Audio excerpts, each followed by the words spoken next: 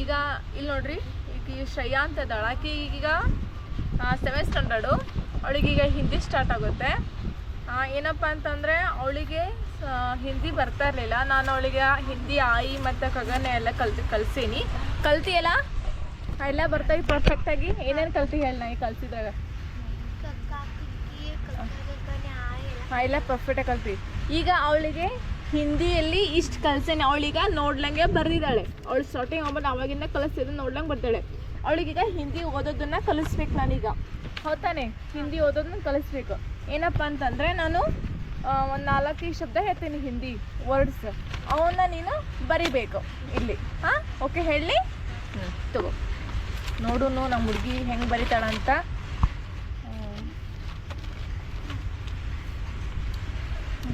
ಹೇಳ ಎಲ್ಲ ಅದ್ರಾಗೇನವೆ.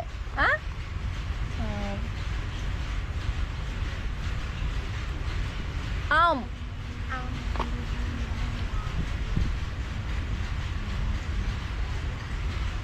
ओके आता. नल,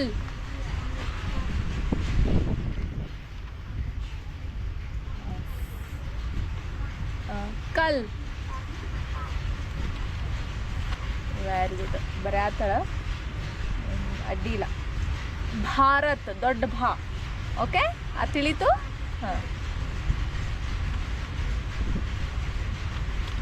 ಹಾಂ, ಭಾ ಮಾಡ್ಬೇಕಂತ. ಭಾರತ್ ತ. Yes, good. ಎಷ್ಟಾದವು? 4 ಆಗ್ಯಾವು.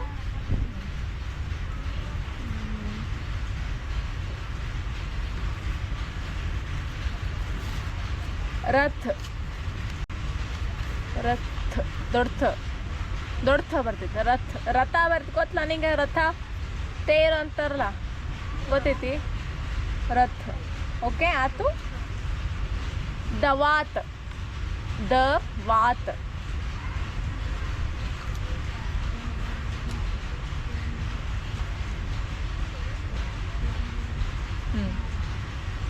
ವಾತ್.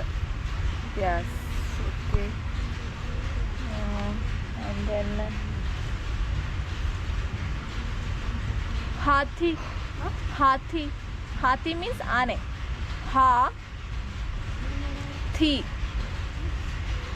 ಹ ಗೊತ್ತೈತಿ ನಿಂಗ? ಯರಲವ ಹ ಹಾ, ಹಾಥಿ. ಆಯ್ತಾ?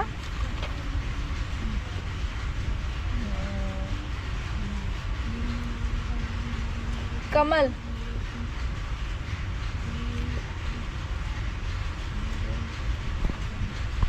ಟಮಾಟರ್. टमाटर. हाँ.